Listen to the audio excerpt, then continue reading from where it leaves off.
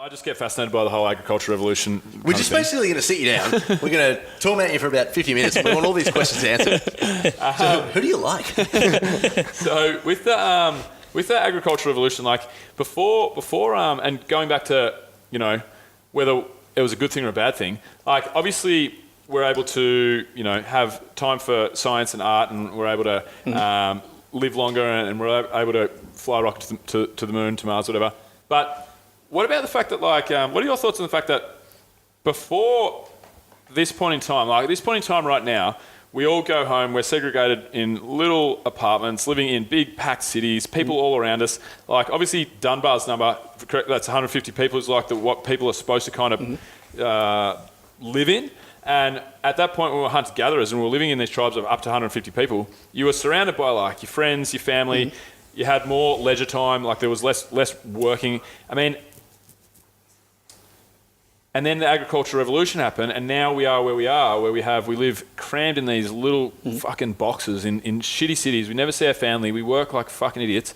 We're addicted to these little fucking pieces of technology that we carry around. He's going on here. Yeah. I just feel like I love science and art and what the agricultural revolution has created. And I know we can't go and talk to a pre-agriculture human and say, hey, how happy were you guys out of 10? Give us a scale. But what are your thoughts on how, and I know this isn't evolution, it's more culture or whatever, but what are your thoughts on how hunter-gatherers lived, their happiness levels, how they did things compared to the society that we found ourselves in now? Well, I think that, working out how happy you are, I mean, it's really subjective, right? It depends on a whole range of factors. I mean, a lot of people now would say that they're not really happy with life, but that's right. In fact, it's much safer than it was a long time ago. We have a lot of choice. We're free to eat a lot of foods, and we have reliable food where we don't have to worry too much about predators. We don't have to worry about a lot of diseases. All those causes of mortality, a lot of those ones in the past are gone now. But in terms of connectedness, I mean, even though we're more isolated now, we're also more connected through the internet. And I don't know if you remember the pre-internet days, but I mean... believe it or not. Turned 32 today. Fuck. Yeah, so we're really connected now, even though we're physically isolated, but we're still socially connected just in a different way. See, this is what I think about that, right? Back then, it was an immediate return environment. We were animals. We were just animals. I mean, we are now, but their only sole purpose, and their sole purpose was to survive. So from the moment they wake up to the moment they fall asleep, they're thinking about survival, how to repopulate, get food, make sure they're safe from animals, all this sort of stuff. That's the only thing they thought about it. Now, in a much less dangerous environment, we actually have the opportunity to ask ourselves, are we happy? They didn't even have that opportunity. They didn't have the time because they were always thinking about survival. So off that fact alone, I guess we could probably say that we are, We are what? We're happier. Yeah, I don't think we can say that. I think, hunter-gatherers were supposed to have had more time than us in their day. Foraging was supposed to be like a 30, because there's tribes in hunter-gatherer societies that still exist today and then with studies or whatever, that we work like 36 hours. That's actually like the average, I think, worldwide. It's kind of like 36, 40 hours is what we work. And hunter-gatherers were said to have worked like 32 hours, 32 hours, so they had more free time. So free time to consistently think about survival, though. No, but we don't know if that was the case. Like they were surrounded by their. But how could it not have been? Well, I mean, they weren't always under constant pressure of death. It's not like at every point of the day there was 10 lions chasing them. Like I'm sure, I'm sure. And they had although they were, they would move from place to place and they would need to move and find food. Like they obviously did it for hundreds of thousands of years, millions of years. They were pretty refined at it. They knew what they were doing. So I just wonder. So let's put a different spin on things. Like, there's so many people that are so unhealthy. Like let's say the average diet that people eat today, and sitting at a desk for however many hours a day. No offense, Simon. Lack of sunrise, isolation. Like, what are your thoughts on are we able to evolve at the rate that society's changed and our lives have changed? Yeah, I don't know. I think it's hard to say because, technology is changing really quickly and, a lot of that's positive and some of the effects, as you say, are probably negative on our well-being.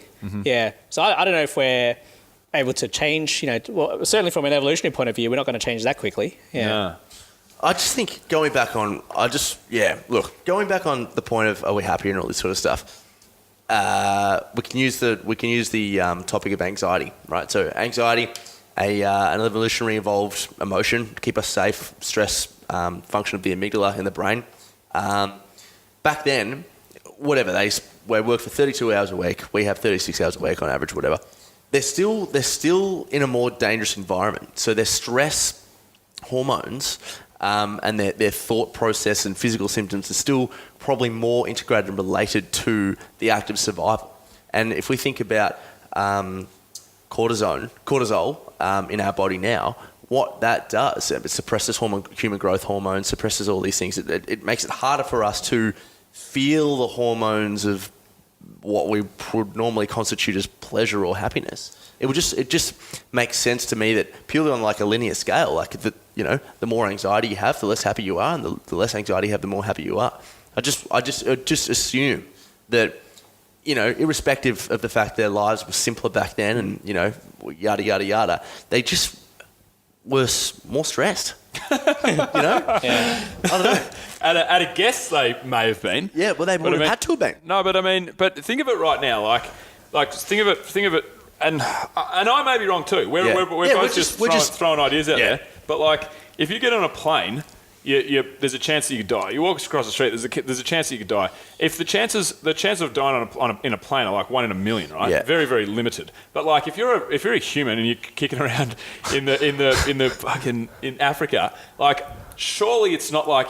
It's like being a fish in the ocean, right? Every fish in the ocean is worried that a shark's going to bite it and kill it every second of the day. Yeah. You know what I mean? You're part of a pretty well-rounded ecosystem. Like, sure, I reckon there would be predators and stuff that you got to worry about, and the time would come you have to fend for yourselves and whatever. But surely they weren't like just fighting off lions and kicking tigers and punching elephants. Not all the time, but I feel like and then I'll let you jump in, sorry, but like generally speaking, they were probably more aware of the need to survive than we are. And you can look at it from two examples. Like right now, we're in a room now that's air conditioned to a minus fucking 4 million degrees here, but we're quite safe. So our natural rational anxiety is quite low because we're not in a stressed environment for the need to survive. You can speak to if you measure the stress hormones or the anxiety level of a young child in Raqqa right now, or in Syria. Well, Raqqa is Syria, I believe. Why do you keep saying Raqqa? I don't know. I'm just fascinated by it now.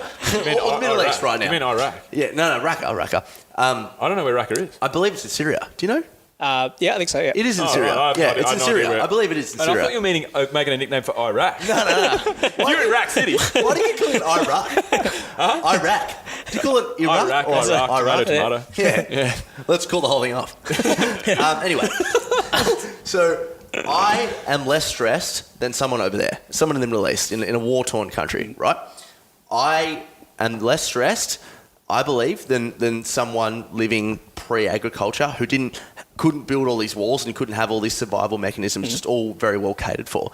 It just makes very clear sense to me that I have more of a potential to be happier than those other people. It also depends on what makes you happy, right? Because now what makes us happy is safety, not just, mate. Well, That's what I'm saying, Simon. but we take that for granted, right? Well, yeah. That's the thing, because back then that would have been a really pressing issue, whereas now we don't worry about that. So we take it for granted. We're not automatically happy that we're safe. Because it's something that we're just used to.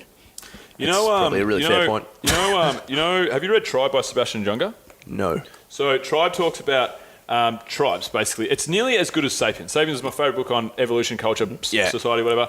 Tribe talks about the fact that in, say, like World War II in London, it's the same as 9/11, right? So 9/11 was a perfect example. After 9/11 happened, and the same thing after the World War, or when the bombs were getting dropped in all areas during World War II. Night raids. The level of happiness of the people living in those places that were getting bombed was the highest it's ever been recorded, because people would band together. People were working together as a society. All the superfluous fluff, all the bullshit wasn't important. It wasn't important, And that's what they talk about that in the most recent cases, 9/11. They talk about the 2 years after 9/11, people were stopping the street to talk to each other. How are you? Tell me, the place was buzzing because people were stripped back to the Survival bear. mode. It's a survival mode, and they were, having to lean on each other because, happiness is like having friendship bonds, stuff that you're striving to do together or Yep, help each yep, other. yep. And survival's like the key. So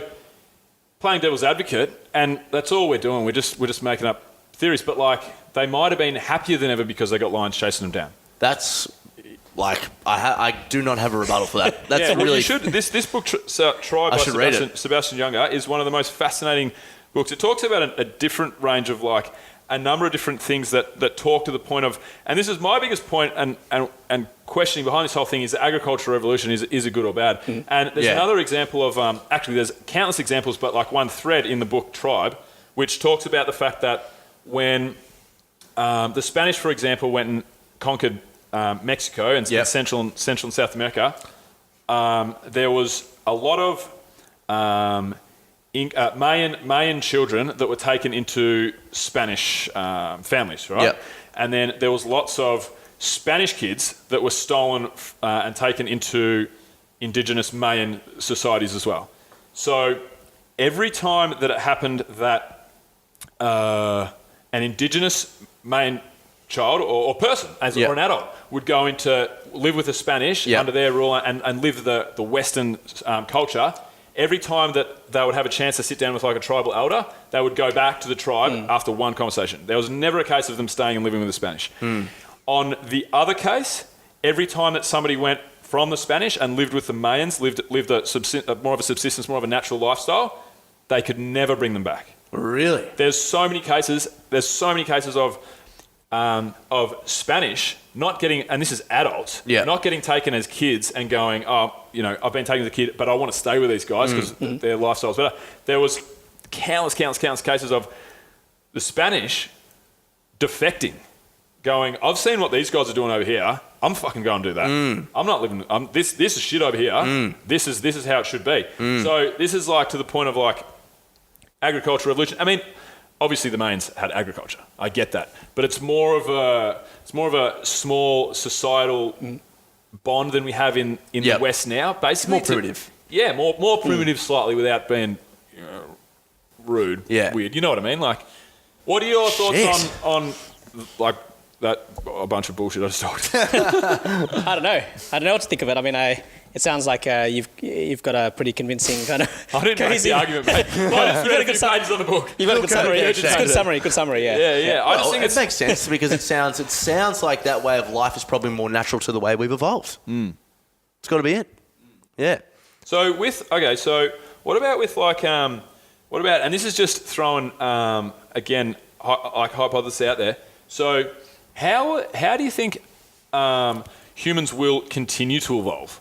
Like with the surroundings around us, like what are we going to look like in hundreds of years with the lifestyle that we're in now? Like how are we changing, and what evolutionary over time, if we stay the way we are now, like what are the things that are going to happen? Yeah, I think I've read a few different ideas about this, but nothing's really that convincing because there's just so much uncertainty, and the role of technology is going to change so much. And it also depends on what's going to happen with the environment, or like a global change, whether the climate's going to change, or how much it's going to change, whether we make a lot of species extinct, and all of those things will affect the kind of course of evolution. But I think it's hard to see what's even happening on short time scales, just because evolution usually happens fairly slowly. I mean, if we look at humans over a few generations, we don't really see much change. But when we're looking at thousands of years, we do see that change. And in some recent studies, so now we have genomes from tens of thousands of humans, and there was a really big study just a couple of years ago looking at any changes across this huge panel of human genomes. And one thing that they found was that there's our population has just been removing these mutations that shorten our lives. And so what has been happening over a period of time is that all these mutations that cause us to die early, they've been like removed from the gene pool. Discovery Roger, go for deploy.